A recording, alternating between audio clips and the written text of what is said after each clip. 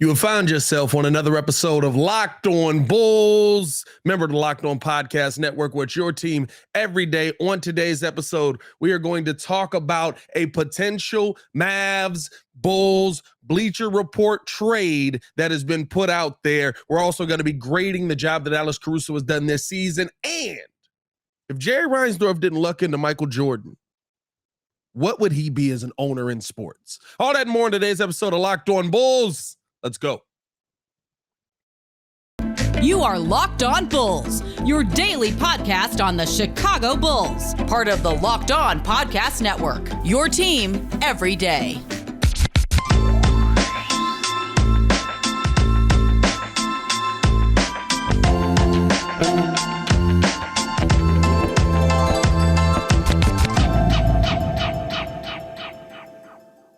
Into another episode of Locked On Bulls, member of the Locked On Podcast Network, where it's your team every day. We're free and available wherever you get your podcasts and on YouTube. Appreciate you guys for tuning in and showing love as always. I am Pat the Designer, and on today's episode, the main thing that we're going to be looking in at is Bleacher Report has put together a proposed trade for the Chicago Bulls to move back up into the top 10 in the draft. Now, this all is based on where things fall in the lottery, right? Do the Bulls keep their pick or not? And this is all based around the fact that, or the assumption that the Bulls are looking to move on from some very key pieces. But they have the Chicago Bulls moving on from Alex Caruso, trading him to the Dallas Mavericks for Reggie Bullock and a 2023 first-round pick, basically being in the mindset that, listen, the Mavs have to go all in here. You have to be able to make the right decision on what you need to do with Kyrie. At this point, you've traded so much for him. You want to keep him in the organization. You want to pair him up with Luka Doncic. This is the best opportunity you're going to have two superstars playing together. So with that in mind, right now, okay, I have to add some defense to this team, because while this team could score with the best of them, they could not defend to save their lives. So it's kind of a desperation trade, right? Listen, I have the first round pick, but am I going to go out and draft a rookie that's going to be the replacement for anybody on this team? I don't think you are at this point, unless this ends up being a top 5 pick, maybe. To me, you're more in a situation where you have 2 stars on your team. You need to figure out how to make that work. Now, for me, when I'm looking at the Dallas Mavericks, y'all know that I believe it's a coaching issue more than a player issue, but that's neither here nor there. How does this affect the Chicago Bulls? To me, when I look at AC, is he a key piece to what the Bulls need to do? Yes, I do think he is. I think that he is a defensive stopper that absolutely helps your team. And even if you go in this offensive route, you're going to need that guy. I also think that AC was played out of position a ton in his time here in Chicago. And we'll get into kind of grading him and what he was here. But I think that he's a very key piece to what the Bulls want to do if they're going to keep going in this direction. Again, I've told you guys, I'm big on rebuilding this team, more so adding pieces to it than just blowing everything up. And I think that's the route that AK wants to take. I don't think that this trade is out of the realm of possibility, right? I think maybe it's a little much for the Chicago Bulls in this situation, or I'm sorry, for the Dallas Mavericks in this situation, right? Giving up a top 10 pick for Alex Caruso, while he is a defensive specialist, and while down there, he probably would be guarding more people that are his size, right, in that shooting guard position. So he'd be able to do a little bit more in that sense. I think that a first round pick, to me, a top 10 pick, is a little bit much. But again, it's the all in, right? My co-host over on the Windy City Breeze always says, P Kid, shout out to Kid, he's been on the show before, always says the same thing. When you're in a winning situation, F them picks. I think this is kind of a F them pick situation for the Dallas Mavericks, because to me, I think you have your guys that are in place. So now you want to try and go all in and add to that. But is a first round pick for Alex Caruso a little bit much? Let me know how you guys feel in the comments below, man. We'll be down there talking with you guys as well. At the end of the day, here's the thing. When I look at this trade, I think that it is more in favor for the Chicago Bulls. I think it puts you in a little bit better of a position to go out there and add to this team. But I don't think that this team is looking for more rookies to make plays either. If you feel like you're going to blow this entire thing up, I think this is a great trade to be looking at. If you feel like you're going to move on from certain players, I think this is a great trade to be looking at, right?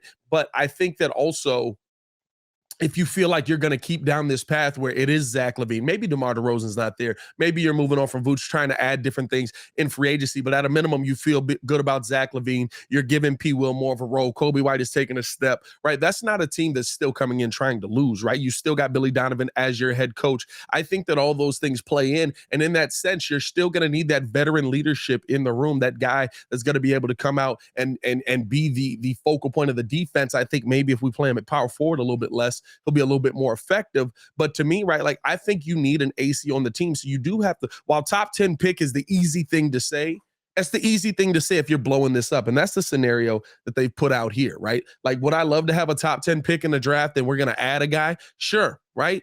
Let's go add a guy. Who we adding? We're talking about 3 names realistically at the top of this draft. And then after that, right, it's a bunch of guys where we're like, all right, I kind of like this. I kind of like this. I don't know about this. I kind of like this. I don't know, but you know what I mean? And not to say people won't come out and be effective in this draft. We know how the draft goes, right? Like you look at most of these drafts every year. There's some bad ones out there. I will say that. There's some bad drafts out there. But we look at most of these drafts every year, right? And at the end of it, we're just like, man, this is a terrible draft. And by the time the draft, you actually see some of these players start to develop, you look at it and you're like, wow, these guys are actually pretty good players here. Like I can't even, I think this was a better draft than many people anticipated.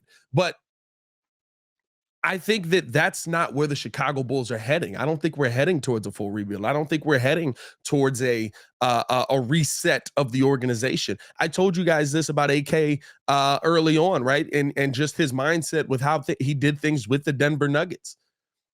He's not planning on losing. He's not planning on packing it in. He will be a 40-win team every year until he finds that guy at late in the first round or early in the second round, and that ends up becoming a superstar player. I still think they believe they have that with P. Will. I think they're just to the point where they're like, all right, you got to make some decisions so that we can make some money decisions, some financial decisions, so that you can start getting so that we know that you're going to be a part of our future, I should say.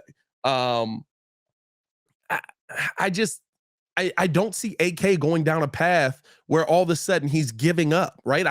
It's not what Denver's done. Denver hasn't had a sub 30 win season since 2003, I believe I said on that. You know what I mean? Like they're not a team that packs it in. And I'll tell you this, expect the Chicago Bulls to be that for the foreseeable future. And here's the one thing that we do know. AK's not getting fired. Now, will AK maybe move on from Billy Donovan? Possibly at some point, right? It's not going to happen this coming season, but AK's not getting fired. We know this. Jerry Reinsdorf still has a job or is still employing everybody over at the White Sox. Garpax and Garpax was here for 15 years? They're not moving on from this front office. They're not. Get used to seeing them. We are going to be a 30 to 40 win team. Some seasons we're going to have 45 wins. Some seasons we're going to excel, right? Like that's what this is going to be until we find the right combination. I don't know if I hate that, right? Like I remember those Denver Nuggets teams that were always competitive that you didn't expect to be NBA champions, right? Like listen, it is a building process. It is a process for you to get to that point. And here's the thing about Denver. They got their superstar now, 2-time MVP, still hasn't won it, right? So basketball's hard. You got to find the perfect combination. You got to find the right things. I hope that AK can be the guy to find that. I don't think that this is a trade that he'll end up taking in the long run. I think that at the end of the day, this is going to be a trade that if we were going to blow it all up, would be a viable trade that I would look at. I don't see the Chicago Bulls blowing it all up. I think they're just going to hold out and accept the fact that they're not going to have a first round pick this year if the ping pong balls don't fall their way. I think heading into next season, you'll probably see more of an opportunity for them to have things fall their way. So let me know how you guys feel in the comments below. I'll be down there talking with you as well. We're going to keep it moving right along here. We're going to get into grading players this offseason. Going to give AC a grade on what we think he did this offseason. But first, we got to tell you guys about the Nissan's most electrifying player of the week. Listen, here's my thing. When you're talking about electrifying, Dylan Brooks, you asked for 40. He gave you 40. Last night's Laker game, I was glued to my seat. I was enthralled. I was enjoying every bit of it I saw because the King showed back up. I know this is a Chicago Bulls podcast, but I just love to see people run their mouth and get shut up by the other side. LeBron James not only shut up the Memphis Grizzlies, but he showed electrifying performance, brilliantly fierce, elegant, stunningly powerful, just like the Nissan Aria. Here's the thing, the 2023 Nissan Aria packs pinned to your seat power and premium intelligence all in one EV. The all-new, all-electric 2023 Nissan Aria, the EV for people who love to drive. You can shop for it now at nissanusa.com.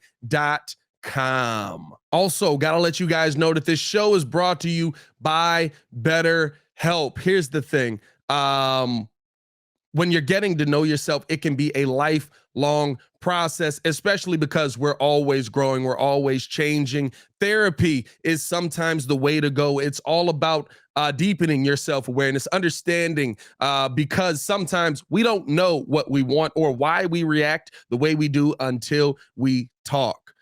Here's the thing. I've been somebody who's been a big proponent of therapy. I have benefited from therapy. And sometimes it is hard to just go out there and open yourself up to the world, right? And here's the thing. If you're thinking about starting therapy, give BetterHelp a try. It's entirely online, designed to be convenient, flexible, and suited to your schedule. Just fill out a brief questionnaire to get matched with a licensed therapist and switch therapists anytime for no additional charge. Discover your potential with BetterHelp. Visit BetterHelp.com/LockedOnNBA to get 10% off on your first month. That's BetterHelp, HELP.com/LockedOnNBA. Now let's get back to the show. So we talked about the trade with Alex Caruso starting things off. And to me, AC is a player that we're looking at him in the lens of what have you done for me lately, in the sense that the Chicago Bulls, I think we all can agree, have played him in a role that he was not meant to be played. We look at him defensively and we're like, man, he was getting cooked out there, right? Well, when he's guarding twos, ones, and maybe some threes, he's not getting cooked on a consistent basis. He's not somebody who is getting pushed out of the way. He's actually somebody who's a really, really elite defender, top of the NBA type of defender, a guy who's able to play the passing lanes and get the ball into the hands of the right guys. We were looking at AC to be a point guard. Why were we looking at AC to be a point guard? Right? I think that's the question that we really need to ask ourselves when we're talking about what happened with the Chicago Bulls this season. When I look at AC, right, am I going to give him an A+ for the season? No, I'm not, right? Like, grading AC to me, I look at him in what actually happened versus what I wanted him to be here for, what we paid him to be here for. We didn't pay AC to come here and be a three-point specialist. We didn't pay AC to come here and be a dominant facilitator. We didn't pay AC to come here and be Lonzo Ball. And yet last season, the Chicago Bulls wanted to use him as if he was Lonzo Ball. We put him on Pascal Siakam in the game versus Toronto. We put him on, right, centers and fours the entire season. And we're sitting there talking about, well, why he can't get a stop. Well, I'm sorry, he's not a power forward. Billy Donovan literally played this man at power forward for the second half of the season. I understand that the numbers would tell you that he's doing a great job. Yeah, well, he is doing a great job. That's because when he's getting switched on to guards and shooting and small forwards,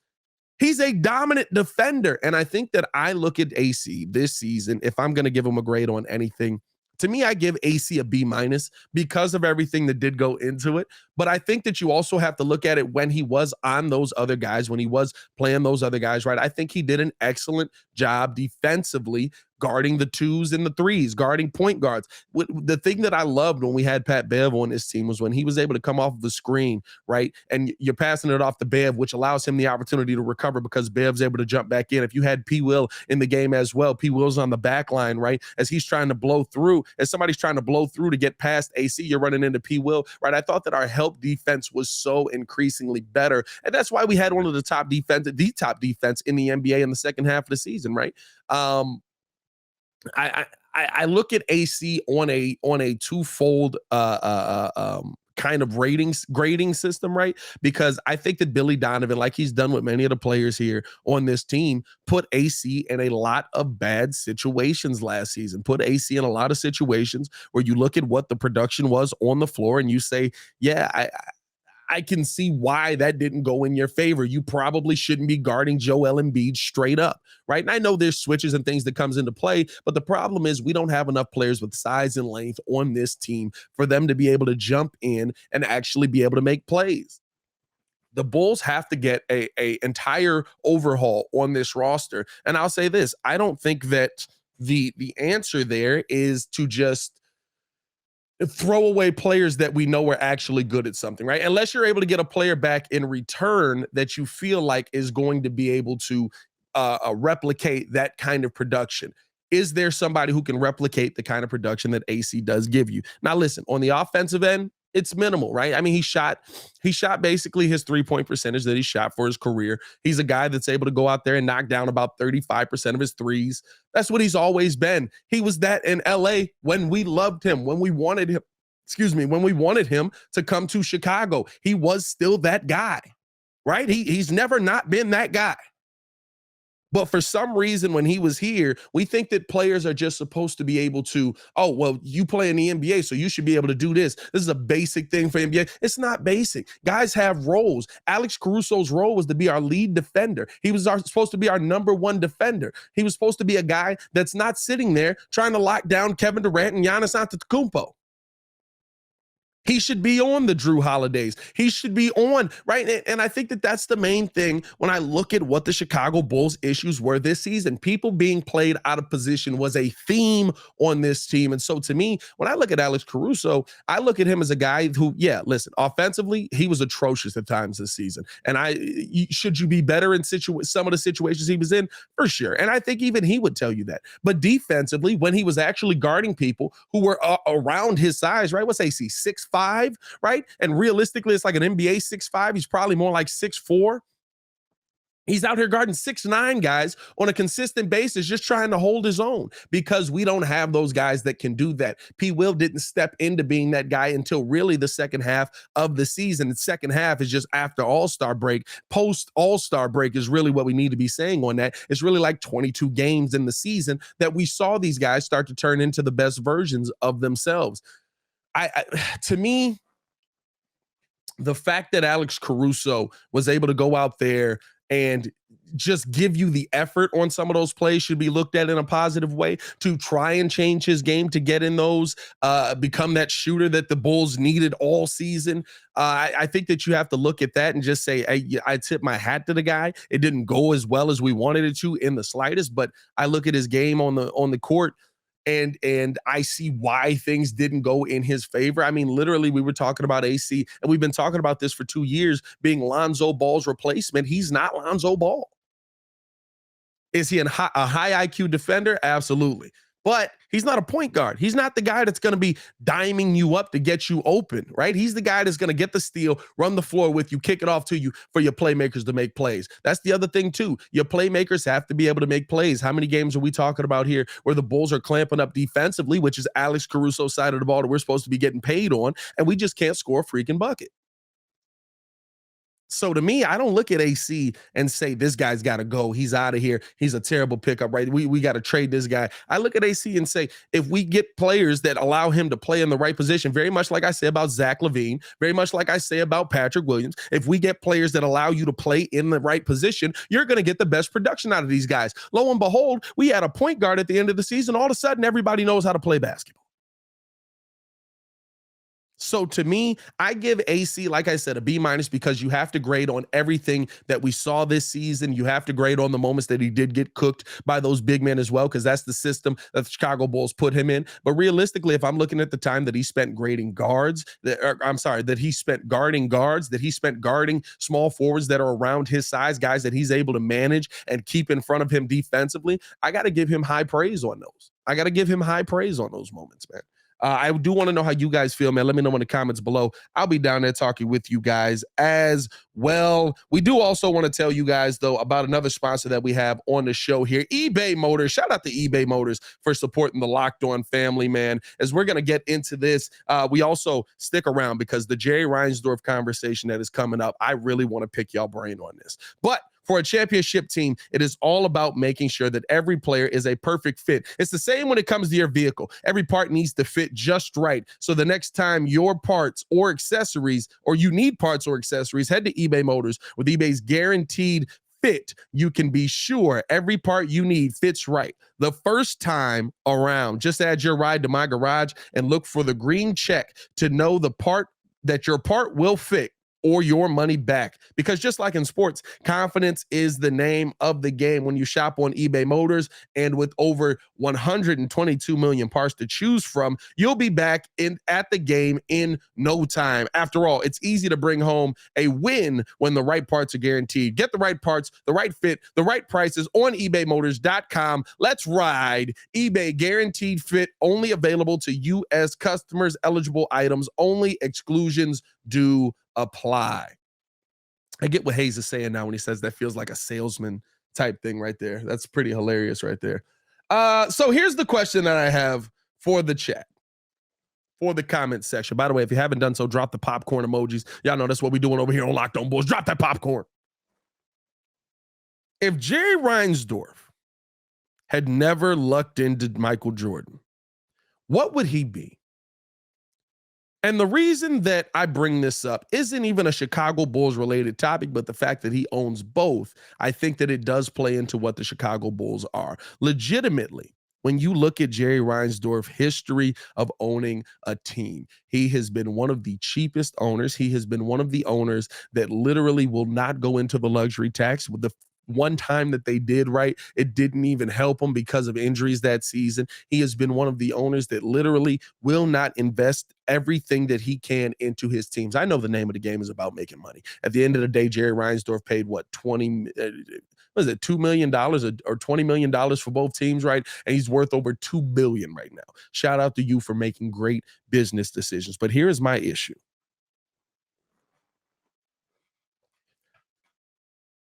When you look at what the Chicago Bulls have done over the history of this team since Michael Jordan left, you're talking about a team that's been to one ECF. You're talking about a team that's been to the second round 3 times. You're talking about a team that can't get out of its own ineptitude and own way on a consistent basis, and people continue to keep their jobs no matter what. Now, the only reason that Gar Forman has been removed from the organization is because all of a sudden John Paxson was like, hey, listen, it's finally not working, and I'm sick of banging my head against the wall. I just keep me in the organization. Let somebody else do it. It's the only reason. And so I ask you, if he didn't luck into Jordan, what is Jerry Reinsdorf really? You want to know how many world or playoff series the Chicago White Sox have won? Over like the last 50 years? 3. Every single one that they won to get to the World Series. And he doesn't care. He's not worried about what's going on with his team. He's worried about collecting that check. He's not worried about what's actually happening in his organization. He's worried about collecting his check. I just want Bulls fans to understand the owners that we have. This is the man that said it is better to come in second place because hope sells tickets. And I think I speak for every Chicago Bulls fan here when I say I hope that one day the Reinsdorfs get out of owning this team. I know it's not going to happen. But my God, man, the ineptitude around this organization that has continued for 20 plus years. Do you see what's happening in the playoffs right now? You couldn't build a team around Jimmy Butler. Your own GM and president said we can't build a team around that guy. And they got another bite at the apple for years. For years. They couldn't build a team around Zach LaVine. At a minimum, AK built the team around LaVine in one offseason. He built the team. And is it the best team in the league? No, he built a team. You couldn't build a team around Jimmy Butler. The best you gave Jimmy in his time here was Dwayne Wade and Rajon Rondo. That was it.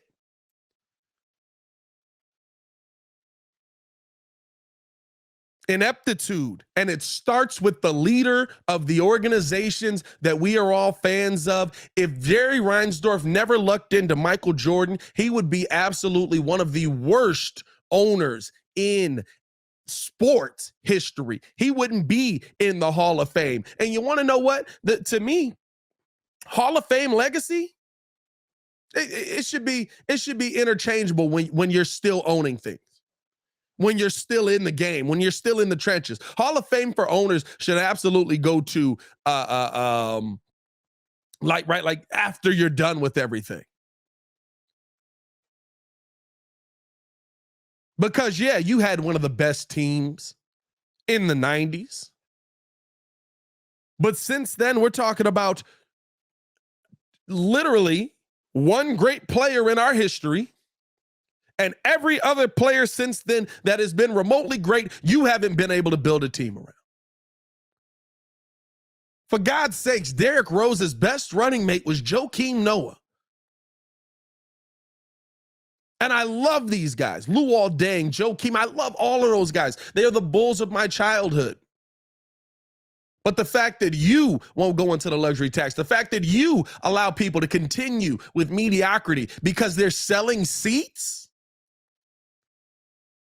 And then you come out, oh my God, I remember when he came out for the White Sox World Series and he said, I would have given an NBA championship just to get one of these. No, you wouldn't. No, you wouldn't. Because the hope that everything that your team is built off happens from those NBA championships. You don't care about the teams you own. You don't care about your teams winning. You're not upset. You want to know what I get? I'll tell you this right now. The Chicago Bears have been ineptitude for years, right? 20 plus years, same thing. But the one thing that I do know is that Virginia McCaskey absolutely gets pissed. The one thing I know is that Virginia McCaskey absolutely will step in and say, that's enough. She'll go to her sons and say, hey, listen, I don't know what you got to do, but fix it. We'll move on from general managers. We'll try different things. We'll try to get, at least they're trying. The Chicago Bulls don't even try.